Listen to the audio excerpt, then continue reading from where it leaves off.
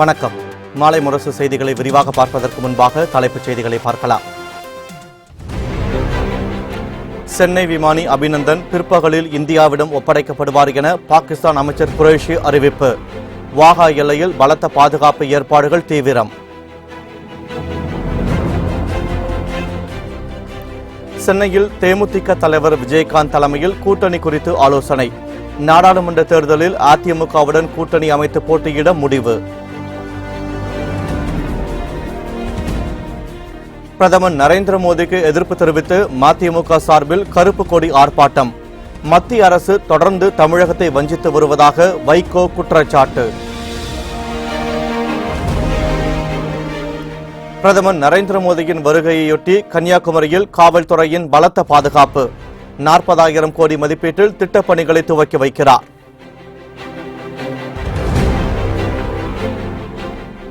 காஷ்மீர் எல்லையில் போர் நிறுத்த ஒப்பந்தத்தை மீறி பாகிஸ்தான் துப்பாக்கிச்சூடு. பாதுகாப்பு படையினர் நடத்திய அதிரடி வேட்டையில் பதுங்கியிருந்த 2 தீவிரவாதிகள் கைது. இனி விரிவான செய்திகளை பார்க்கலாம்.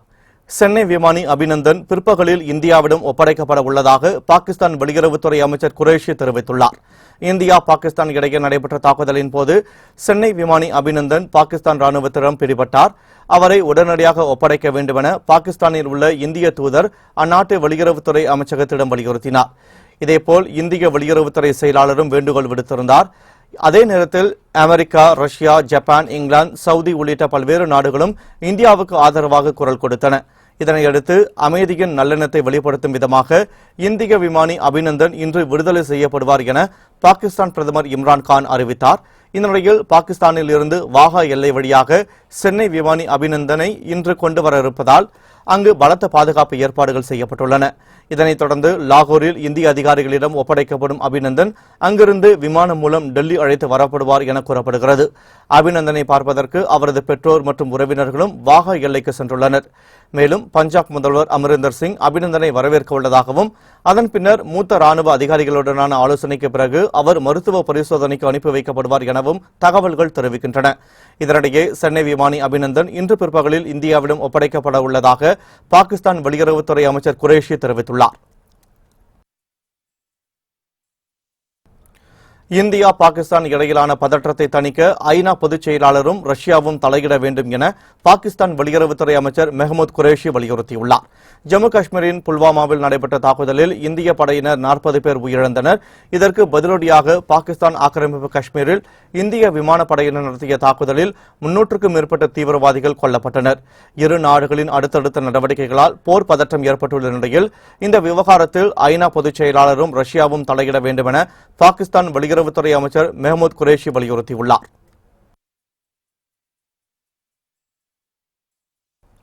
நாடாளுமன்ற தேர்தலில் அதிமுகவுடன் கூட்டணி அமைத்து போட்டியிட தேமுதிக ஆலோசனைக் கூட்டத்தில் முடிவு செய்யப்பட்டுள்ளது.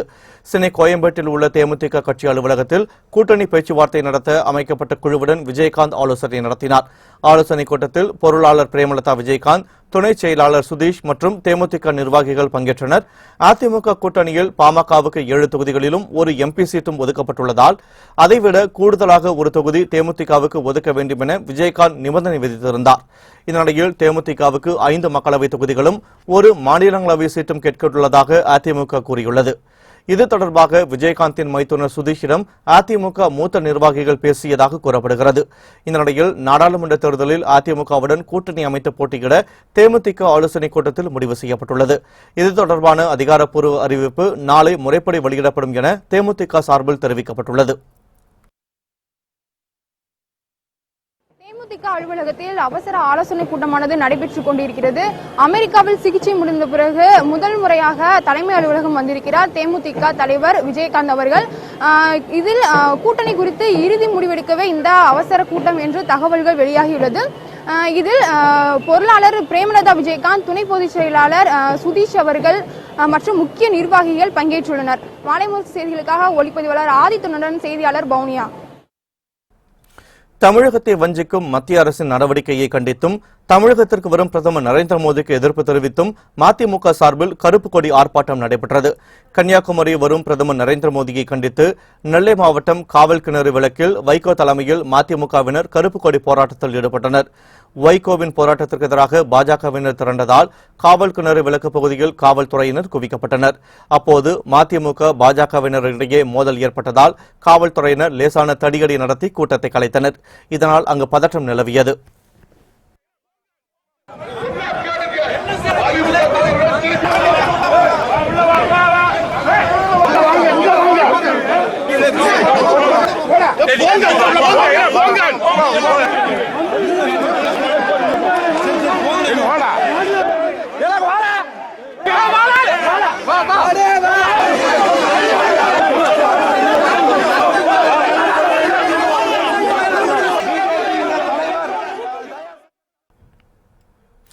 இதனைத் தொடர்ந்து செய்தியாளர்களை சந்தித்த மதிமுக பொதுச் செயலாளர் வைகோ, மேகதாட்டு அணை, முல்லைப் பெரியாறு விவகாரம், ஹைட்ரோ கார்பன் திட்டங்களால் தமிழகம் தொடர்ந்து வஞ்சிக்கப்படுவதாக குற்றம் சாட்டினார்.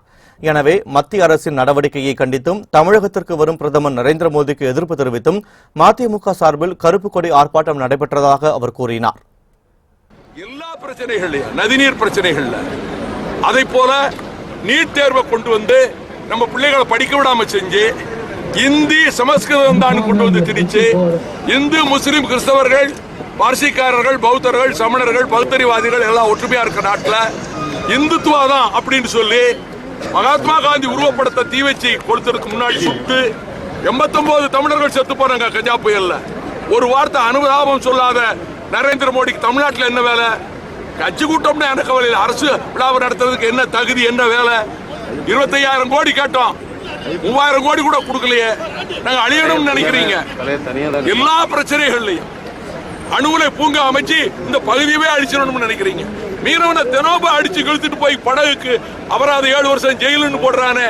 நீங்க உலக நாடுகள் வல்லரசுகளுக்கெல்லாம் பெரிய வல்லரசுன்னு மாறுதட்டுறீங்களே. இங்க இருக்க சுண்டக்காய்ப்பாய நாடு இலங்கை, நம்ம மீனவனை தினம் அடிச்சு கொள்றான்னு இழுத்துட்டு போறானே, அங்க போய் அடைச்சு வைக்கிறானே. அதை தடுப்பதற்கு ஏதாவது ஒரு நடவடிக்கை எடுத்தது உண்டா?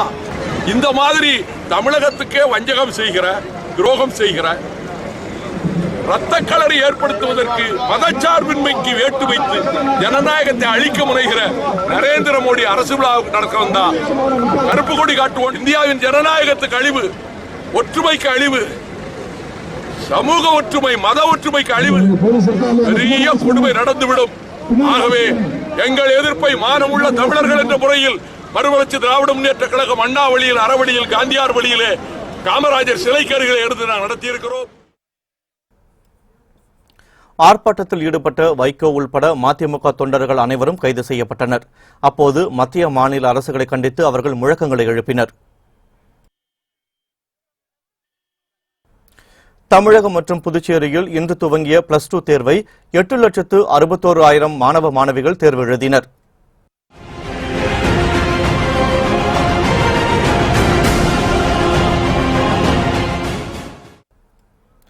சென்னை மாவட்டத்தில் மட்டும் 49,419 மாணவ மாணவிகள் +2 தேர்வை எழுதினர். கரூர் மாவட்டத்தில் உள்ள 40 மையங்களில் 105 பள்ளிகளைச் சேர்ந்த 11,383 மாணவ மாணவிகள் தேர்வு எழுதினர். திண்டுக்கல் மாவட்டத்தில் 26,929 பேர் +2 தேர்வு எழுதினர். இதனை மாவட்ட ஆட்சியர் வினய் ஆய்வு செய்தார். வேலூர் மாவட்டத்தில் 169 மையங்களில் 41,422 மாணவ மாணவிகள் தேர்வு எழுதினர். காட்பாடியில் உள்ள மையத்தை மாவட்ட ஆட்சியர் ராமன் ஆய்வு செய்தார்.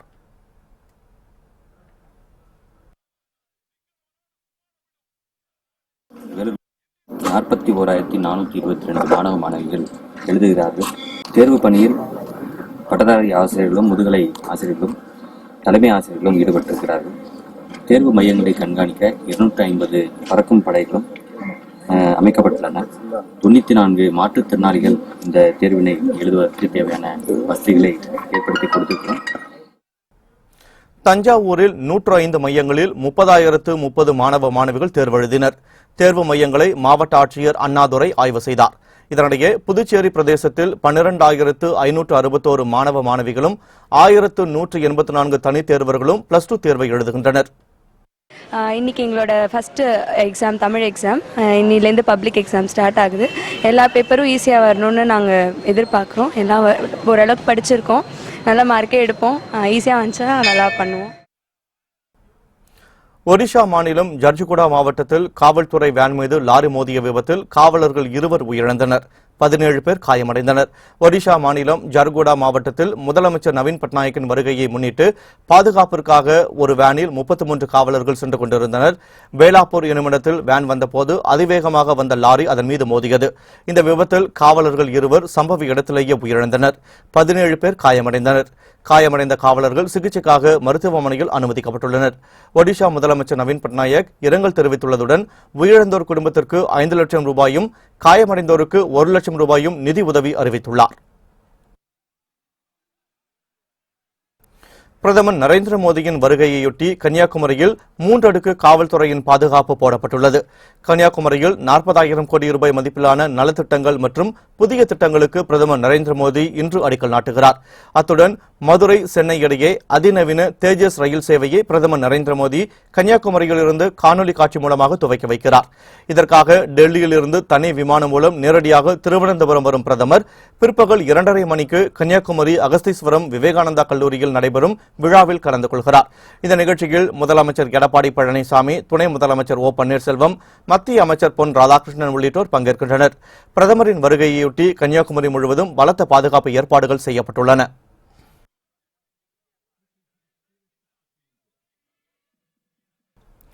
காஷ்மீரில் நடைபெற்ற துப்பாக்கிச் சண்டையில் பதுங்கியிருந்த 2 தீவிரவாதிகள் பிடிபட்டுள்ளதாக தகவல்கள் தெரிவிக்கின்றன.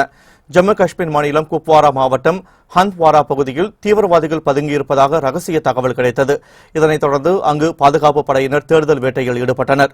அப்போது பதுங்கியிருந்த தீவிரவாதிகள் துப்பாக்கியால் சரமாரியாக சுட்டனர். இதனால் இரு தரப்பினருக்கும் இடையே கடும் துப்பாக்கிச் சண்டை மூண்டது. இந்த தாக்குதலில் 2 தீவிரவாதிகள் பிடிபட்டுள்ளதாக தகவல்கள் தெரிவிக்கின்றன. மேலும் சிலர் பதுங்கியுள்ளனரா என பாதுகாப்பு படை வீரர்கள் தீவிர ரோந்து பணியில் ஈடுபட்டு வருகின்றனர். இதனிடையே பாராமுல்லா மாவட்டம் உரி பகுதியில் இந்திய படையினரின் முகாம்கள் மற்றும் பொதுமக்கள் வசிக்கும் பகுதிகளை நோக்கி பாகிஸ்தான் படை துப்பாக்கிச்சூடு நடத்தியது. இதற்கு இந்திய தரப்பிலும் பதிலடி கொடுக்கப்பட்டது. இந்த தாக்குதலில் ஒருவர் காயமடைந்தார். போர் நிறுத்த ஒப்பந்த விதிகளை மீறி பாகிஸ்தான் இன்று 3வது முறையாக தாக்குதல் நடத்தியுள்ளது. செய்திகள் தொடர்கின்றன. விவசாய பெருங்குடி மக்களின் கோரிக்கையை ஏற்று வரட்டுப்பள்ளம் அணையிலிருந்து தண்ணீர் திறக்க முதலமைச்சர் எடப்பாடி பழனிசாமி உத்தரவிட்டுள்ளார். முதலமைச்சர் எடப்பாடி பழனிசாமி இன்று வெளியிட்டுள்ள அறிக்கையில் ஈரோடு மாவட்டத்தில் உள்ள வரட்டுப்பள்ளம் நீர்த்தேக்கத்திலிருந்து தண்ணீர் திறந்து விடுமாறு வேளாண் பெருங்குடி மக்களிடமிருந்து கோரிக்கைகள் வந்ததாக தெரிவித்துள்ளார்.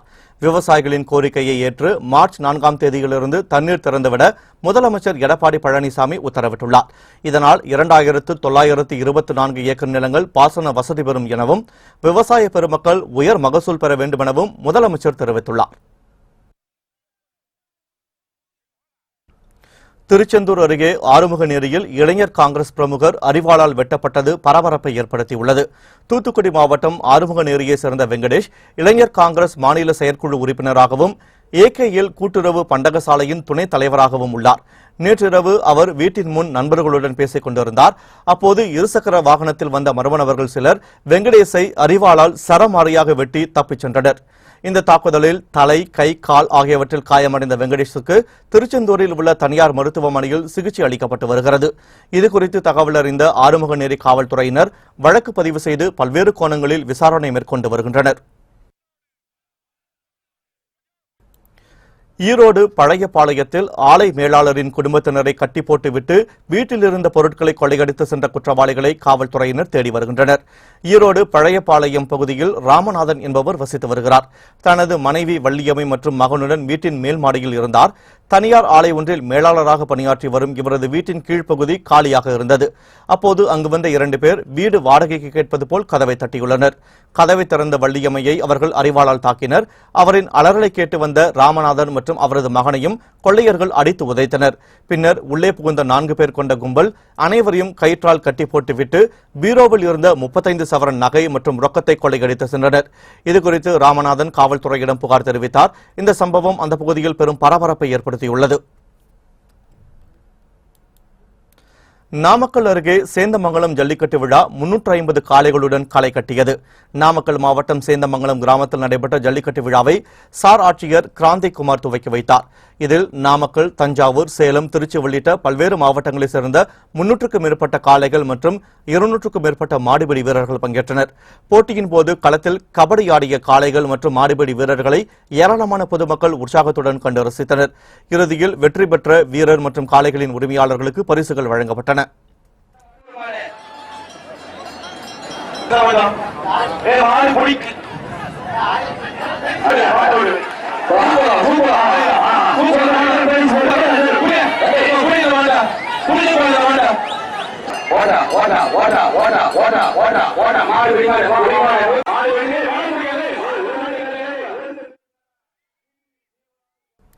தாராபுரத்தில் சத்து மாத்திரை சாப்பிட்ட பள்ளி மாணவர்களுக்கு வாந்தி மயக்கம் ஏற்பட்ட சம்பவம் பெரும் பரபரப்பை ஏற்படுத்தியுள்ளது.